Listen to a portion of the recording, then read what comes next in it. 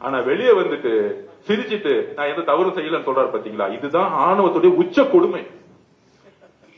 நம்ம சட்டப்படி கோர்ட்ல அவர் சிறை செல்லணும் பண்ணல, நியாயப்படி பெண்கள் முன்பு யாரு தவறு செய்தாலும் கைது செய்யப்படாலும் பெண்களுக்காக எங்க தலைவர் குரல் கொடுத்தார். இதுதான் எங்களுடைய தலைவர், யாரா இருந்தாலும் சரி. இந்த மெசேஜ் என்ன தெரியுமா? இனி வரும் காலங்களில் எதிர்கட்சி தலைவரையே கைது செய்யறோம். இனிமேட்டு இந்த சோசியல் மீடியால இருக்கிறவங்க, இந்த மஞ்ச பத்திரிகை நடத்துறவங்க, என்ன இந்த ட்விட்டர்ல டூப்ளிகேட் ஐடி வச்சிருக்கிறவங்க, இன்ஸ்டாகிராம் டூப்ளிகேட் ஐடி வச்சிருக்க திமுக வச்சிருக்காங்களா, எல்லாத்தையும் தேடி பிடிச்சி பெண்களை நோக்கி விமர்சனம் வந்தா உடனடியே கைது செய்யுங்க. இதுதான் தமிழக வெற்றியுடைய முதல் கொள்கை. ஊழல ஒழிச்ச மாதிரி பெண்களை அருவருப்பா பேசக்கூடிய கலாச்சாரத்தை ஒழிக்கக்கூடிய ஒரு ஆட்சியை உருவாக்கணும். அதுதான் எங்களோட தலைவர். இவ்வளவுதான் சிந்தனை. அது எந்த பெண்ணா இருந்தாலும் சரி, இதுதான் முதல் கொள்கை. பெண்களுக்கான பாதுகாப்பையும் பெண்களுக்கான செக்யூரிட்டியும் அவங்க தைரியமாக வெளியே வந்து பணி செய்யக்கூடிய எந்த ப்ரொஃபஷனல், பொலிட்டிக்கலா இருக்கட்டும், மீடியாவா இருக்கட்டும், எந்த ப்ரொஃபஷனல் தைரியமா வெளியே வரணும். அப்படி இருந்தா அப்படி அவங்களுக்கு யாரெல்லாம் முடக்க பாக்குறாங்களோ அவங்க கைது செய்யப்படும். அப்ப இந்த கலாச்சாரத்தை ஒழிக்கணும். அதுக்குதான் வந்து இந்த கைது. அதுலயும் விசாரணை. ஏன் விசாரணை பண்ணக்கூடாதா? இந்த மன்னராட்சியா? அதெல்லாம் முடிஞ்சு போச்சு. 2026 மே 10 முடிஞ்சு போச்சு. மன்னராட்சி தூக்கி எரிஞ்சாச்சு. இங்க எல்லோரும் தவறு செய்தால் போலீஸ் கூப்பிட்டா விசாரணைக்கு போய் தான் ஆகணும். கூப்பிட்டா 10 மணிக்கு கூப்பிட்டாங்க, எல்லா அட்வொகேட்ஸ் வந்துட்டாங்களாம். பெரிய பெரிய 100 அட்வொகேட் உட்கார வச்சுட்டு எல்லாம் பேசிட்டு நான் போறேன். அதே 8 காலுக்கே போக வேண்டியது தைரியமா இருந்தா. அப்ப போன பிறகு போலீஸ் ஒரு 1 hour 2 hour என்கொயரி பண்ண போறாங்க. ஏங்க பேசுனீங்க? அவருக்கு கொஞ்சம் மறதி நோய், நான் பேசவே இல்லைங்க நேத்து அப்படின்னு சொல்லுவார். அதுக்கப்புறம் கோர்ட்டுக்கு போவோம் சப்ஜெக்ட். ஆனால் தமிழக பெண்களுக்கு எங்களுடைய தலைவர் ஒரு உறுதியும் நம்பிக்கையும் முதல் முறையா கொடுத்திருக்கிறார். தவறு செய்தா நான் யாரா இருந்தாலும் கைது பண்ணுவேன், அதுக்கான கான்சியஸ் பத்தி கவலைப்பட மாட்டேன்.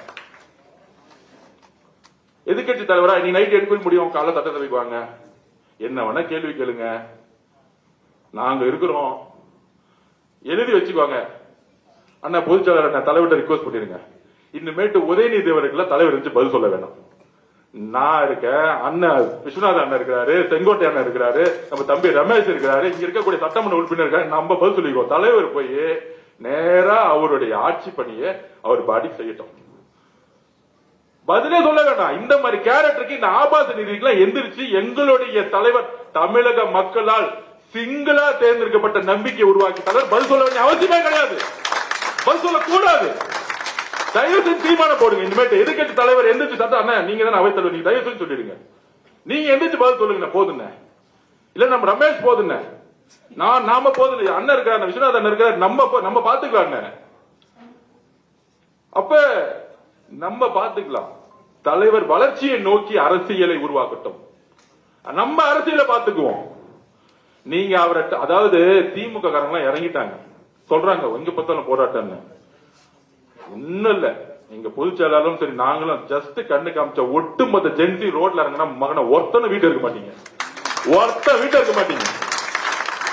அமைதியா ஒருத்தர் அமைதியா இருந்தா ரவுடிசம்லாம் வேலைக்கு ஆகாது. பசங்க இறங்கினாங்க ரவுடிசம்லாம் வேலைக்கு ஆகாது. நாங்க அமைதியா ஜெயிச்சிட்டோம், மக்களை முன்னேற்றணும், இளைஞர்களுக்கு வேலை வாய்ப்பு இல்ல. எங்க தலைவர் என்ன வச்சுக்கிறாரு, 55% இளைஞர்கள் இருக்காங்க, வேலை வாய்ப்பை உருவாக்கணும். அவங்க அரசியல பயன்படுத்துறது மட்டும் நம்ம குறிக்கோள் இல்ல, இளைஞர்களுக்கான வேலை வாய்ப்பை உருவாக்கி முன்னேற்றம் நினைச்சிட்டு இருக்காரு.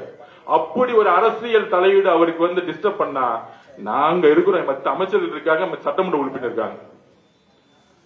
இது அண்ணன் தீர்மானமே அண்ணன் கொடுத்துருங்க, நாளை வந்து உக்காரட்டும். அவர் எந்திரிச்சு பேசுறதுக்குள்ள என்ன வேணா பேசட்டுமே. ஏன்னா 30 வருஷம் ஆட்சி, 50 வருஷம் கழிச்சு எல்லா தப்பையும் அவங்க தான் பண்ணிருக்காங்க. நீட்டு அவங்க தான் முதலமைச்சர் இருந்தாங்க, 5 வருஷம் என்ன பண்ணாரு? மு.க. ஸ்டாலின் என்ன போராட்டம் பண்ணாரு? உதயநிதி அவர்கள் மெரினா பீச்ல என்ன 50 நாள் உண்ணாவிரதம் இருந்து செத்து போறமே ஆக்சிஜன் ஏற்றிட்டு வந்தாரா? கேக்குற 50 நாள் ஏதாச்சும் மெரினால வந்து உண்ணாவிரதம் இருந்தாரா? போயிட்டு டெல்லியில உண்ணாவிரதம் இருந்தாருல்ல, அவர் மாதிரி 30 நாள் உண்ணாவிரதம் இருந்தாரா? அனிதாவுடைய இறப்புக்கு எங்களுடைய தலைவர் செல்லும் போதே என்ன நினைச்சிருப்பாரு, ஒரு நாள் பாராளுமன்றத்தில் நீட் விளக்கப்படும், அதுக்கு நான் என்னுடைய குரலை கொடுப்பேன்னு அன்னைக்கு நினைச்சிருப்பாரு அவர்.